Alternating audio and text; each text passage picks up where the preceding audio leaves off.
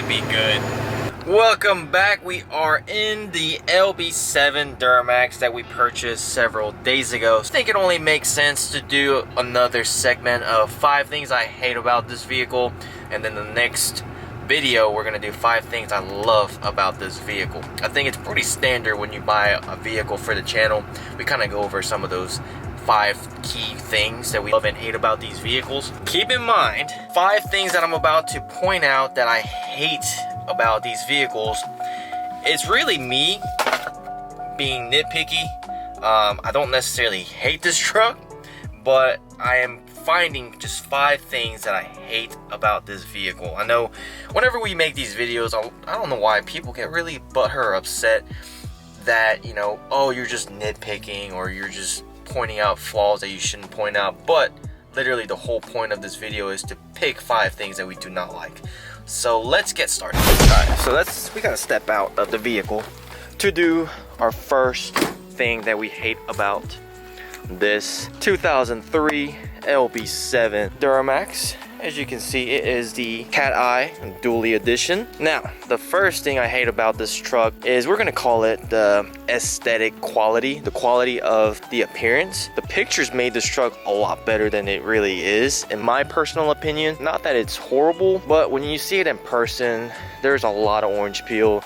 And I think it's pretty obvious that it's been repainted, but we're gonna find out for sure when we debadge this in a couple of episodes. So make sure to stay tuned and check it out. And honestly, before I even do that, you can tell by looking at like some of these places right here, and especially opening the door, it was the pearl gray and now it's like onyx black. So it's pretty obvious that it's been repainted. But what we're gonna do is we're gonna debadge this and see the quality of the paint job. So did they just tape this up and painted it? Because I'm pretty sure that's what they did. Because if you look at our door handle right here, it's like they didn't even sand it smooth. It's still, well, maybe this part's a little smooth, but it's still textured.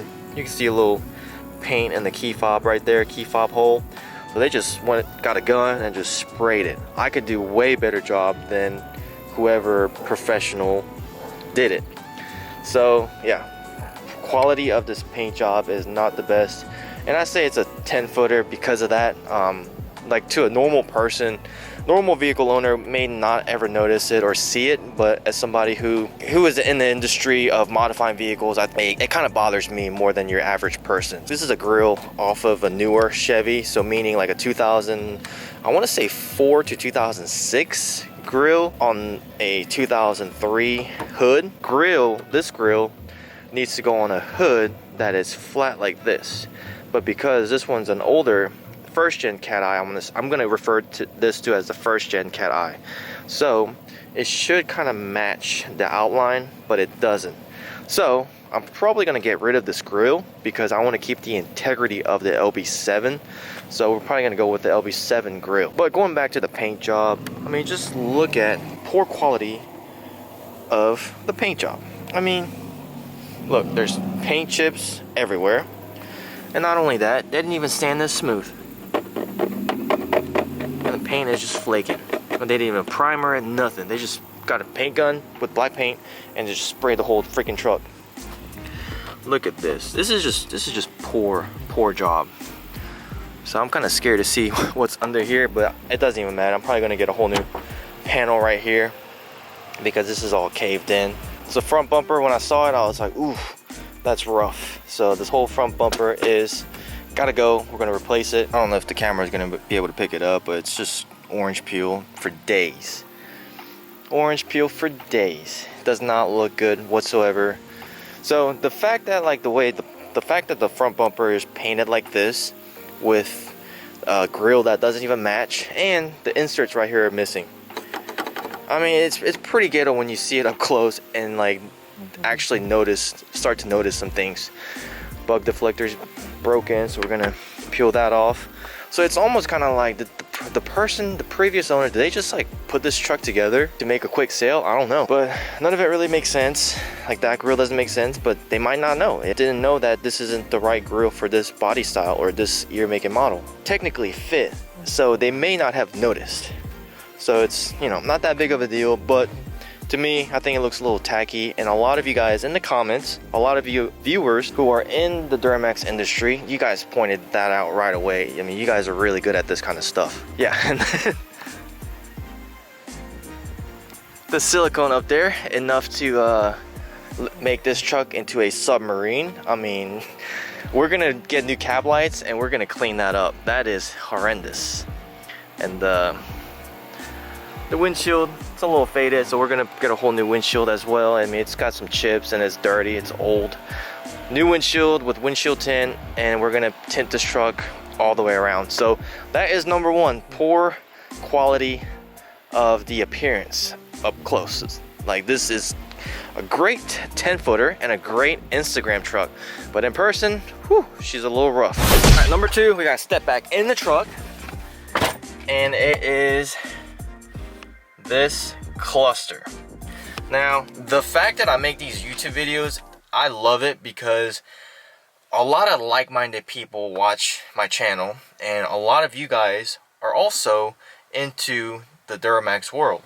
And you guys point things out that I would have never seen, or I didn't see at first. So, I don't know how I didn't see this. I mean, there are just so many things I didn't see about this truck. Maybe I was blinded by love. I don't know if that's what you want to call it, but there's not even a glow plug.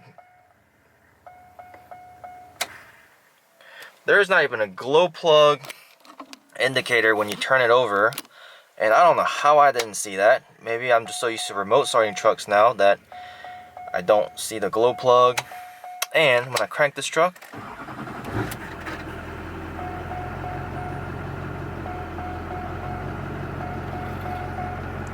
replace liftgate fuse.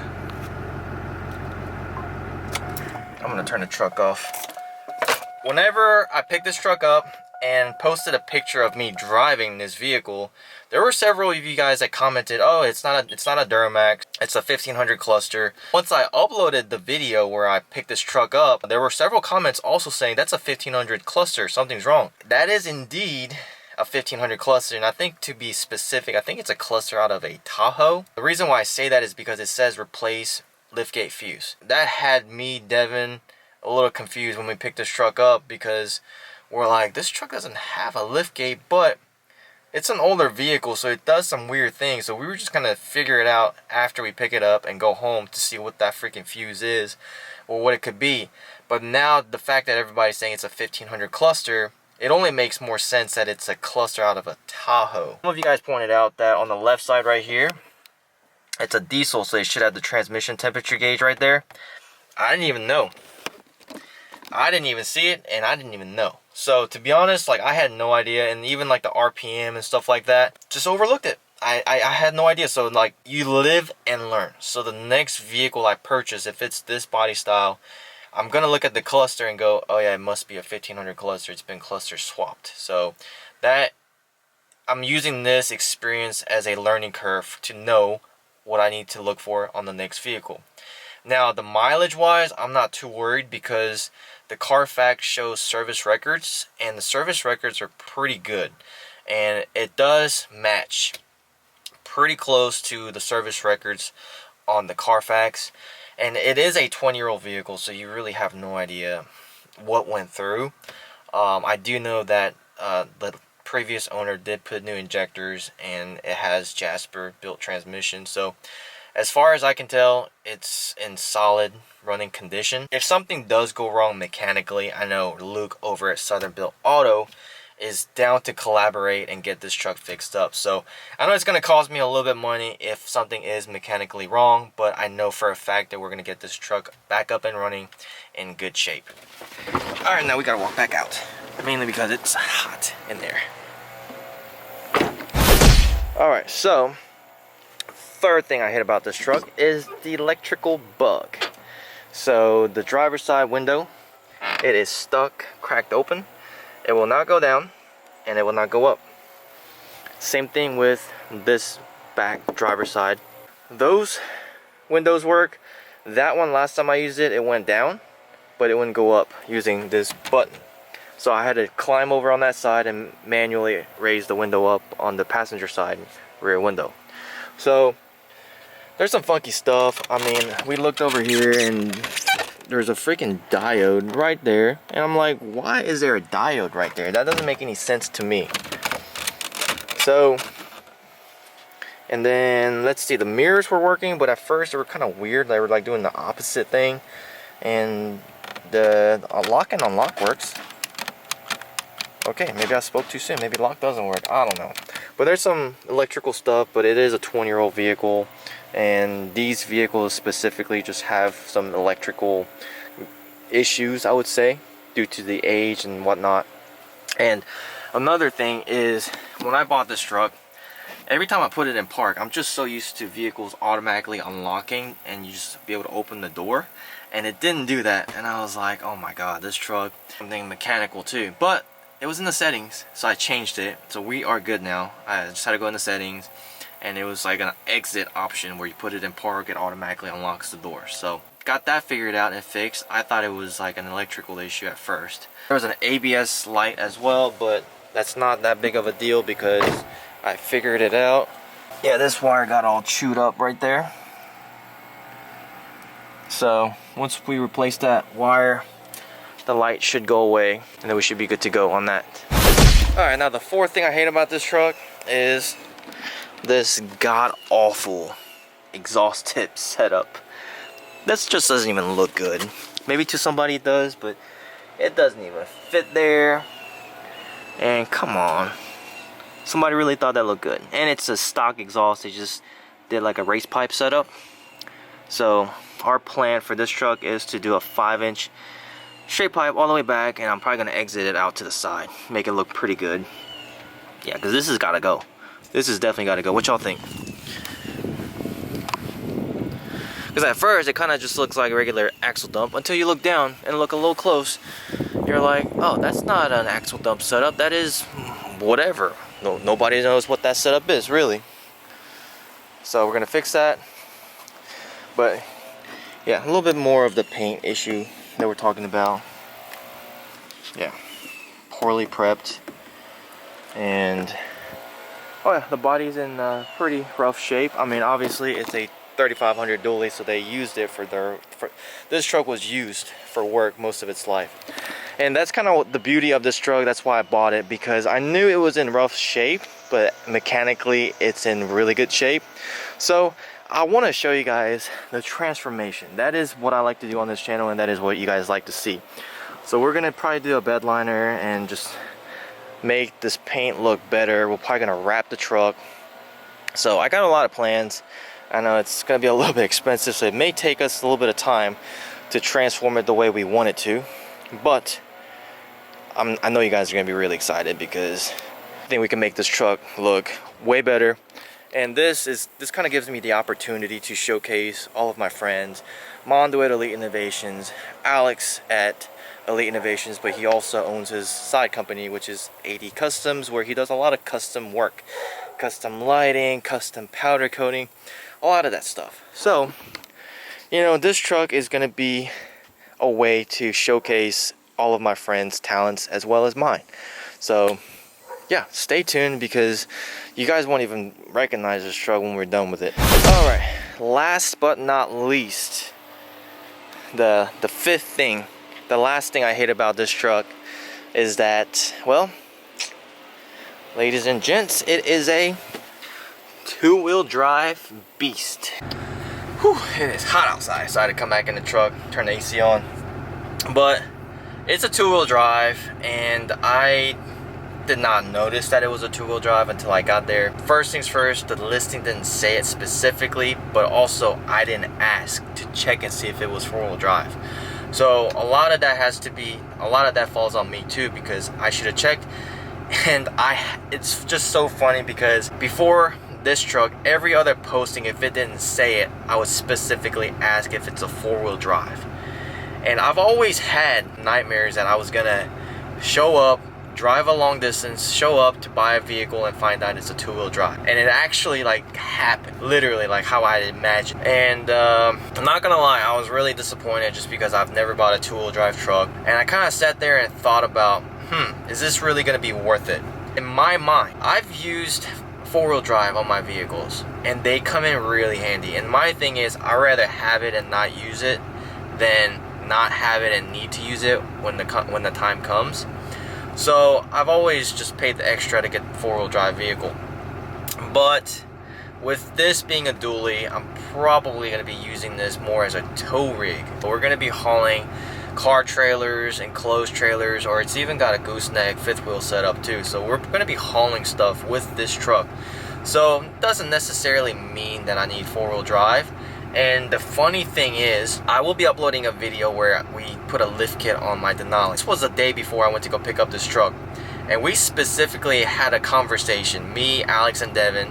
And as we were removing my front diff, we were kind of like, man, you know, it really would be nice to not have front diff on vehicles sometimes, just because it makes the lifting process a lot easier. And my front diff, the CV axle seal was leaking, so I had to order that part. So where we could have been done that night, I had to wait for the new part to come in, top it up with the fluid, swap out the seal, blah blah blah. So it took us extra, technically like a day, because I'm waiting on that part. We're like, yeah, you know, if we didn't have this front diff, we would have been done tonight. I guess a lot of that kind of had to do with my thought process of purchasing this truck. When I found out it was a two-wheel drive, I was like, I debated on it for like 30 minutes, even during my test drive and everything. I was like, you know, worst case scenario, I'll turn this into a four-wheel drive. I know the guys over at Ryan's Diesel Services and Kodiak Trucks have done a four-wheel drive conversion on their dually. So, you know, it's a collaboration and content opportunity for me to take it up there and, you know, turn this into a four-wheel drive if I really wanted to. Bought a two-wheel drive truck. I never thought I would. Yeah, that is the fifth and last thing I hate about this truck, is that it's not a four-wheel drive. I know there's people out there, I mean, I was one of them, I'm not gonna lie, that will say, oh, it's not a real truck unless it's a four-wheel drive. And I mean, I could have walked away and not bought this truck, don't get me wrong, but there were plenty of things I like about this truck that made me stick to it and purchase it. So that will be the next video. Stay tuned. We're going to talk about 5 things why I love this vehicle, because this truck is a beast. You guys are going to want to see that video, so make sure to hit the subscribe button. Give this video a thumbs up. I know it really helps. It doesn't help with the algorithm, but it helps me mentally that you guys watch these videos and like it enough to take the extra time to click on the thumbs up button. So thank you guys all for watching this video. Stay tuned for the next upload, and we're also going to be revealing the lift kit on the Denali here soon, so make sure to stay tuned for that as well.